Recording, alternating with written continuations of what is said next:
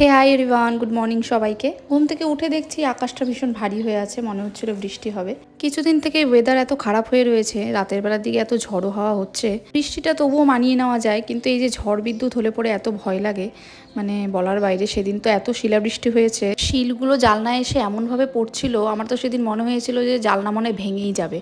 যাই হোক, এরপর ছেলের আমি স্কুলের টিফিন রেডি করে নিয়েছিলাম, আর তারই ফাঁকে দেখলাম বেশ সুন্দর রোদ উঠে গেছে। তো সত্যি বলতে রোদ দেখলে পরে মনটা একদম ঝলমলে হয়ে যায়, ভালোই লাগে। তো এরপর দেখলাম হাজবেন্ড সমস্ত ফুল আর বাজারঘাট করে নিয়ে আসলো। আমার বাড়িতে তো জবা ফুলের গাছ রয়েছে, কিন্তু শুধু জবা ফুল দিয়ে তো আর সমস্ত ঠাকুরকে দেওয়া যায় না।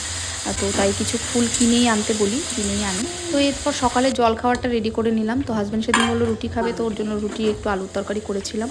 আর ওই যে বলেছিলাম পোস্ত আমার বাড়িতে প্রচণ্ডভাবে হয়, তো প্রায় 2-1 দিন বাদে বাদে আলু পোস্তটা ভীষণ হয়, কারণ হাজব্যান্ড খেতে প্রচণ্ড ভালোবাসে। সাথে করেছিলাম ডাল আর মাছের ঝোল। আমার বাড়িতে অনেক রকমের রান্না কিন্তু একদিনে হয় না, করি না, কারণ হচ্ছে হাজব্যান্ড তো সকালে খেয়ে বেরিয়ে যায়, দুপুরের খাওয়া খেতে আসে না, একেবারে রাতে আসে।